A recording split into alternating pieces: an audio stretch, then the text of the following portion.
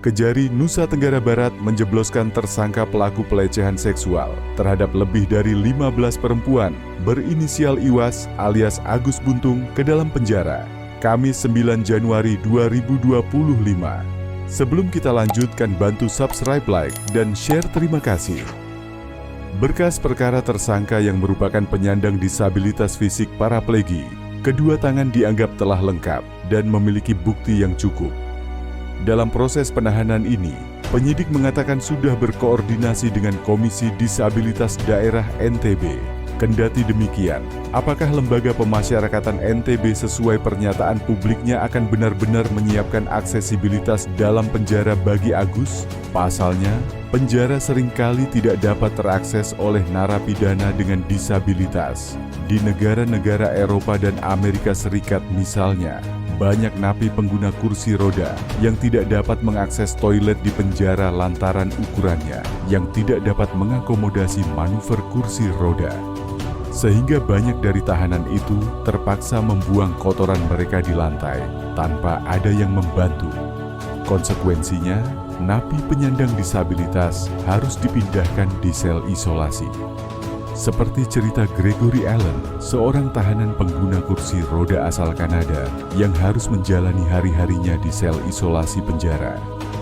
Ia diizinkan menggunakan kursi rodanya, tetapi dengan risiko ditempatkan di sel isolasi selama 412 hari. Pengurungan isolasi merupakan praktik yang dapat menyebabkan kecemasan, kehilangan kendali, keinginan bunuh diri, dan banyak bahaya lain yang menghancurkan. Lantaran itu, Perserikatan Bangsa-Bangsa telah menetapkan pedoman dan aturan untuk melindungi hak-hak narapidana penyandang disabilitas, memastikan mereka diperlakukan dengan bermartabat, adil, dan hormat. Seperangkat pedoman utama bagi narapidana, termasuk mereka yang berkebutuhan khusus, adalah aturan standar minimum PBB untuk perlakuan terhadap narapidana, yaitu Hukum Mandela yang diadopsi oleh negara anggota pada tahun 2015. Hukum Mandela menegaskan bahwa semua orang yang dirampas kebebasannya harus diperlakukan dengan hormat sesuai dengan martabat dan nilai yang melekat pada diri mereka sebagai manusia. Bahkan pasal 6 aturan ini menekankan pentingnya perlakuan yang sama bagi semua narapidana tanpa diskriminasi, termasuk bagi penyandang disabilitas. Hukum ini berarti bukan hanya mengutamakan hak napi disabilitas, melainkan pula hukuman dan kewajiban mereka di dalam penjara. Sementara pasal 7 Hukum Mandela mencantumkan penjara perlu menyediakan tindakan khusus bagi narapidana dengan disabilitas fisik, mental, atau sensorik, memastikan bahwa akomodasi dibuat untuk memenuhi kebutuhan khusus mereka.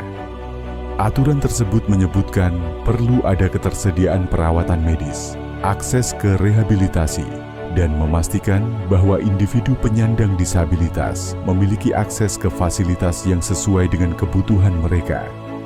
Tidak hanya Hukum Mandela, Konvensi PBB tentang Hak-Hak Penyandang Disabilitas (UNCRPD) 2006 menyediakan kerangka kerja yang lebih komprehensif untuk hak-hak penyandang disabilitas.